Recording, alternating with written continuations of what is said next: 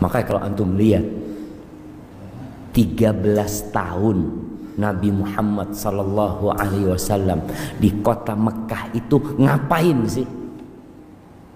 Khamr masih halal diminum. Jadi sahabat itu masih minum di Mekah. Jilbab masih belum diwajibkan. Puasa belum turun. Kewajiban sholat itu baru diwajibkan tahun ke-10 kenabian. Masuk tahun ke-11 kenabian. Yang digarap itu akidah yang benar kepada Allah Azza wa Jalla. Keyakinan yang seharusnya hamba ini, gimana sih kita menghadapi kehidupan ini? Kita bisa lihat bagaimana para sahabat Nabi disiksa tapi tahan disiksa. Kira-kira kita ini kayak sekarang ini perlu disiksa enggak jemaah untuk keluar dari agama kita? Mungkin sebagian kita gara-gara fulus dijual agama. Apa mungkin kita bisa tabah seperti Bilal bin Rabah? Bilal itu dibeli sama Abu Bakar Siddiq dalam kondisi tertanam di tanah, di pasir. Disiksa sama Abu Jahal, sama Umayyah bin Khalaf. Hanya satu yang dia katakan, ahadun ahad, ahadun ahad, satu.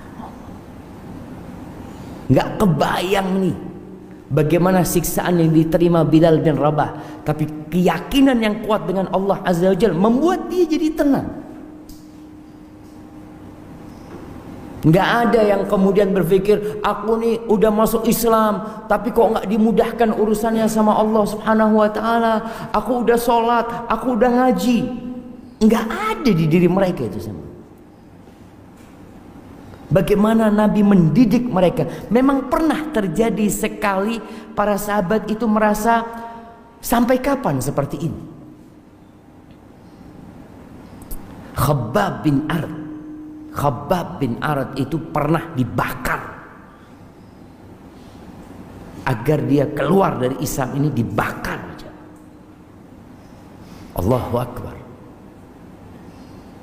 Suatu hari Umar bin Khattab radhiyallahu anhu mengatakan, ya Khabbab, engkau mau nggak kisahkan kepada kita gimana siksaan yang engkau terima dulu? Umar bin Khattab sudah tahu, tapi dia ingin menceritakan bagaimana perjuangan para sahabat mempertahankan agama kepada orang-orang yang baru masuk Islam, yang mereka dapat enaknya Islam tapi tidak merasakan perjuangan menegakkan agama Allah. Itu Khabbab nggak cerita dia. Dia langsung buka bajunya. Dia tunjukkan punggung. Umar bin Khattab mengatakan, aku nggak pernah melihat punggung seperti ini. Khabbab itu dibakar aja. Antum nggak lihat ada orang disiksa dengan dibakar, di bara api. Sampai akhirnya bara api itu mati gara-gara air yang keluar dari dagingnya Khabbab bin Arad. Kenapa mereka digitukan? Mereka hanya mengatakan la ilaha illallah. Mereka nggak mencuri. Mereka mempertahankan la ilaha illallah. Inilah keyakinan yang kadang-kala kita ini yang Islam dari lahir nggak punya kayak gitu.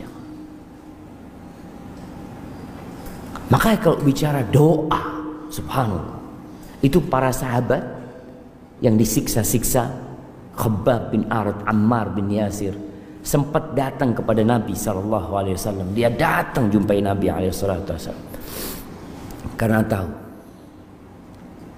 tidak ada jalan kecuali memohon pertolongan Allah Azza wa Jalla. Mereka datang mengatakan, ya Rasulullah, ala tad'ullah lana, ala tastansir lana. Wahai Rasulullah, apa engkau tidak berdoa memohon kepada Allah buat kami? Apakah engkau tidak meminta pertolongan kepada Allah buat kita ya Rasulullah? Mereka sudah merasa nggak kuat jemaah. Apa kata Nabi SAW? Itu di bawah naungan Ka'bah Nabi cerita. Ala laqad kana fi man kana qablakum. Kalian tahu orang-orang sebelum kalian. Yunsharu bimin min hadid. Mereka itu ditanam di tanah, kemudian ditaruh gergaji di kepalanya. Digergaji itu jamaah. Rambutnya terputus, masuk ke tulang kulitnya, ke kulitnya, terus ke tulangnya sampai terbelah jadi dua. Wa ma yaruddu dzalika an dini. Dan itu tidak membuat dia berpaling dari agamanya.